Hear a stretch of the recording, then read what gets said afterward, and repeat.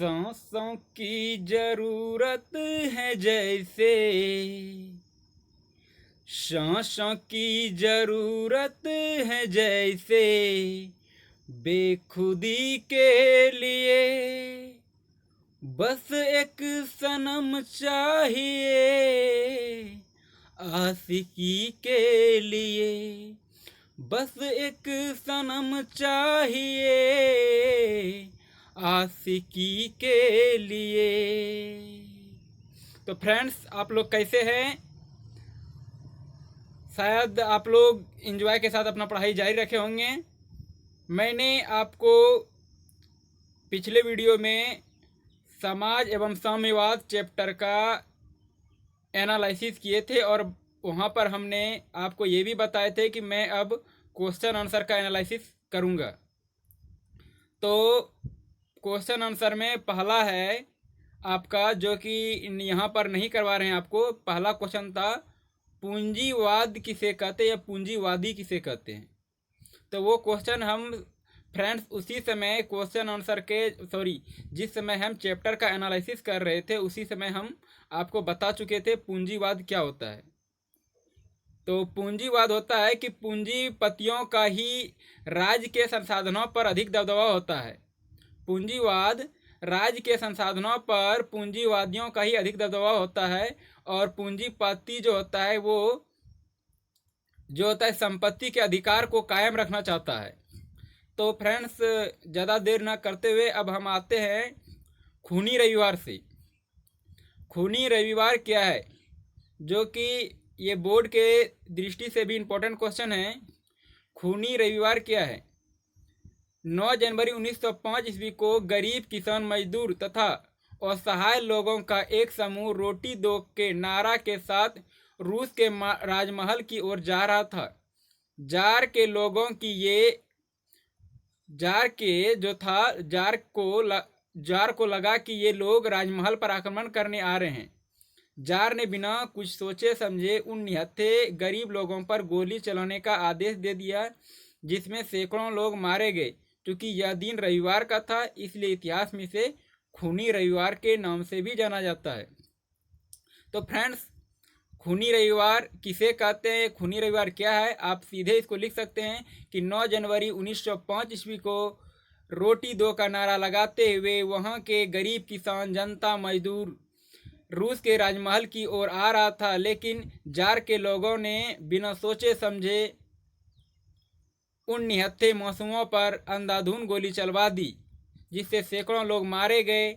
और यह दिन रविवार का था, इसलिए इतिहास में से खूनी रविवार के नाम से जाना जाता है। तो फ्रेंड्स, ये हम जो बोले, आप अपने थोड़ा सा जो होता है कि बार बार यदि हम बोलेंगे तो अपने अनुसार से जो हम क्वेश्चन को लिखें तो आप इसी अनुसार से ही नहीं प्रयास करें, आप इन वीडियो को देखें 2-4 बार और आप अपने स्तर से भी लिख सकते हैं। आप इसे अपने स्तर से भी लिख सकते हैं। आप ये भी लिख सकते हैं कि रूस जापान का 1905 के युद्ध में रूस जापान से बुरी तरह पराजित हो गया और वहाँ के लोगों में गरीबी भूखमरी छा गई और लोगों ने रोटी दो का नारा लगाते हुए रूस के राजमहल की ओर जा रहा था। जार की लोगों की ये लोग राजमहल पर आक्रमण करने आ रहे हैं। जार ने बिन कुछ सोचे समझे उन निहत्थे गरीबों पर गोली चलाने का आदेश दे दिया, जिसमें सैकड़ों लोग मारे गए। क्योंकि यह दिन रविवार का था, इसलिए इतिहास में से खूनी रविवार के नाम से जाना जाता है। तो फ्रेंड्स, यदि आप इसे समझ लेंगे तो लिखने में कोई दिक्कत नहीं होगा। नेक्स्ट क्वेश्चन आता है फ्रेंड्स कि अक्टूबर क्रांति किसे कहते हैं। अक्टूबर क्रांति किसे कहते हैं? तो 7 नवंबर 1917 ईस्वी को जो भी क्वेश्चन को हम फ्रेंड्स बता रहे हैं वो जो है कि मेन पॉइंट जो होता है ना, इसको तो कितना लंबा हम कर सकते हैं, लेकिन इनमें जो मेन पॉइंट होता है उस पर हम डिस्कस करते हैं, क्योंकि ज़्यादा लंबा करने से भी ठीक नहीं है। आप सही सटीक से लिखें और जितने शब्दों में पूछा जाता है उतने शब्दों में जवाब देते उचित होता है। तो अक्टूबर की क्रांति क्या है?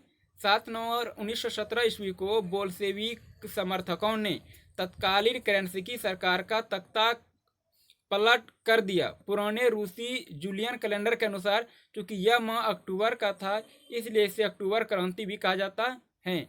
इस क्रांति में बोल्शेविक समर्थकों ने पेट्रोगार्दो के रेलवे स्टेशन, बैंक, डाकघर, टेलीफोन केंद्र, कचहरी तथा अन्य सरकारी भवनों पर अपना अधिकार कर लिया। अक्टूबर की क्रांति क्या है फ्रेंड्स?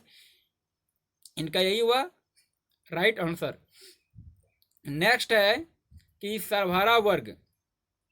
सर्वहारा वर्ग क्या है, ये किसे कहते हैं?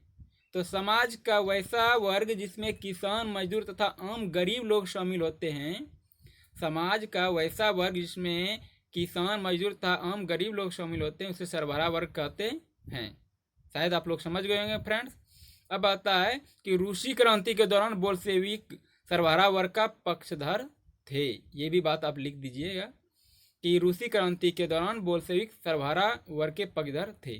तो नेक्स्ट आता है फ्रेंड्स क्वेश्चन आपका कि क्रांति से पूर्व रूसी किसानों की स्थिति कैसी थी? तो क्रांति से पूर्व रूसी किसानों की स्थिति अत्यंत दयनीय थी। उनके खेत बहुत छोटे छोटे थे जिन पर वे पुराने ढंग से खेती करते थे। उनके पास पूंजी का भी अभाव था तथा करों का बोझ से वे दबे हुए थे। ज़्यादा तो कुछ है नहीं फ्रेंड्स, ये शॉर्ट क्वेश्चन है।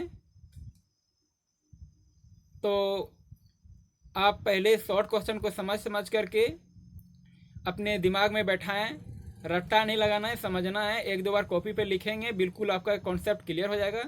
जैसे क्रांति से पूर्व रूसी किसानों की स्थिति कैसी थी? सिंपल लिख सकते हैं कि क्रांति से पूर्व रूसी किसानों की स्थिति अत्यंत दयनीय थी।